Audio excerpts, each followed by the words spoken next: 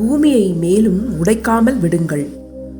மண், விதை, செடி, கொடி, மரம் என்று தாவர உலகை மையப்படுத்தி இயேசு பல வேளைகளில் பேசியிருக்கிறார். தச்சு வேலையை தன் குடும்பத் தொழிலாக செய்து வந்த இயேசுவுக்கு தாவர உலகின் மீது எப்படி இவ்வளவு ஈடுபாடு வந்திருக்க முடியும் என்று எண்ணி வியப்படைகிறேன். தன்னை சூழ்ந்திருந்த இயற்கை வழியே இறைவனை தொடர்ந்து சந்தித்து வந்த இயேசுவுக்கு இயற்கையின் அதிசயங்கள் மனதில் பதிந்தது ஒன்றும் அதிசயமில்லையே. சாதிக்க வேண்டும் என்ற வெறியில் இயற்கை சுழற்சிக்கு மாறாக இரவையும் பகலாக்கி இடைவிடாமல் அவசரமாக ஓடிக்கொண்டிருக்கும் நமக்கு சேகரிக்க வேண்டும் என்ற சுயநல வெறியில் சுற்றுச்சூழலுக்கு எது நடந்தாலும் கவலை இல்லை என்று இயற்கை வளங்களை அழித்து வரும் நமக்கு இந்த ஞாயிறு வாசகங்கள் வழியே பாடங்கள் சொல்லித் தருகிறார் இறைவன். மார்க்கு நற்செய்தி 4ஆம் பிரிவில் இன்று நாம் வாசிக்கும் முதல் உவமை தானாக வளரும் விதை என்ற உவமை. மார்க்கு நற்செய்தியில் மட்டும் சொல்லப்பட்டுள்ள இந்த அழகிய உவமையை கேட்கும்போது விவசாயம் மிகவும் எளிதான ஒரு விடயம் என்ற கற்பனையை இயேசுவின் வார்த்தைகள் உருவாக்குகின்றன. விதைப்பவர் செய்ய வேண்டியதெல்லாம் எளிதான காரியங்கள். விதைக்க வேண்டும், அறுவடை காலம் வந்ததும் அறுவடை செய்ய வேண்டும், அவ்வளவுதான். இவ்விரு செயல்களுக்கும் இடைப்பட்ட காலத்தில் இயற்கை தானாக செயல்படும் என்ற கருத்தில் இயேசு பேசியிருக்கிறார். நிலத்தில் ஒருவர் விதைக்கிறார். அவர் எதுவும் செய்யாமலே நாள்கள் நகர்ந்து செல்கின்றன. அவருக்கு தெரியாமல் விதை முளைத்து வளருகிறது. முதலில் தளிர், பின்பு கதிர், அதன் பின் கதிர் நிறைய தானியம் என்று நிலம் தானாகவே விளைச்சல் அளிக்கிறது என்பவை இயேசுவின் வார்த்தைகள். இந்த வார்த்தைகளை கேட்டபோது இயேசுவுக்கு விவசாயம் பற்றி சரிவர தெரியவில்லை என்ற மமதையில் எனக்குள் கேலி உணர்வுகள் எழுந்தன. ஆனால் இயற்கையை மையப்படுத்தி உலக அரசுகளும் பன்னாட்டு அவைகளும் நடத்தி வரும் கருத்தரங்குகள், உச்சி மாநாடுகள் இவற்றின் பின்னணியில் சிந்திக்கும் போது இயேசு கூறிய இந்த உவமையின் ஆழம் புரிந்தது. என் கேலி மறைந்தது. கேள்விகள் மனதை உறுத்துகின்றன. இந்த உவமையில் இயேசு சுட்டிக்காட்டுவது எளிதான இயற்கை வழிகள். இந்த இயற்கை வழியில் நாம் சென்றிருந்தால் நம் பேராசைகளுக்கு, அவசரங்களுக்கு ஏற்றபடி இயற்கையை மாற்றாமல் இயற்கை செயல்படும் போக்கில் நாம் சென்றிருந்தால் இயற்கையை இவ்வளவு சீரழித்திருப்போமா என்ற கேள்வி எழுகிறது. இந்த உவமையில் இயேசு முக்கியமாக வலியுறுத்துவன பொறுமை, நிதானம், நம்பிக்கை. இந்த அற்புத குணங்கள் நாம் வாழும் உலகில் பெருமளவு காணாமற் போய்விட்டன. இன்றைய அவசர உலகின் கணக்குப்படி இன்று விதைக்க வேண்டும், நாளையே அறுவடை செய்ய வேண்டும்.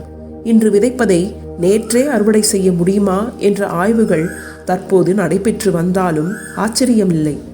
பூமிகோள உச்சி மாநாடு 1992ஆம் ஆண்டு பிரேசில் நாட்டில் ரியோ தி ஜெனேரோ நகரில் முதல் முறை நடைபெற்றது.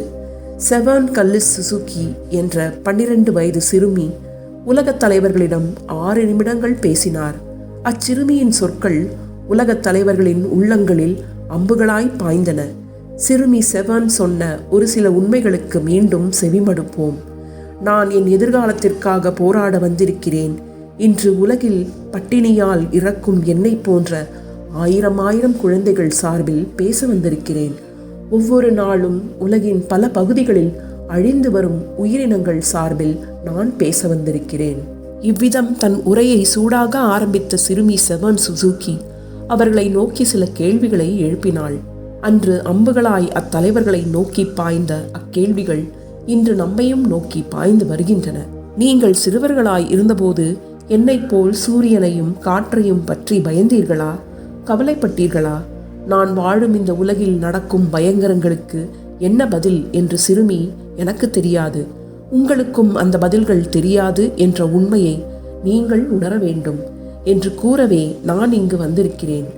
விண்வெளியில் ஓசோன் படலத்தில் விழுந்துள்ள ஓட்டையை அடைக்க உங்களுக்கு தெரியாது. இறந்து போகும் உயிரினங்களை மீண்டும் உயிர்ப்பிக்க உங்களுக்கு தெரியாது.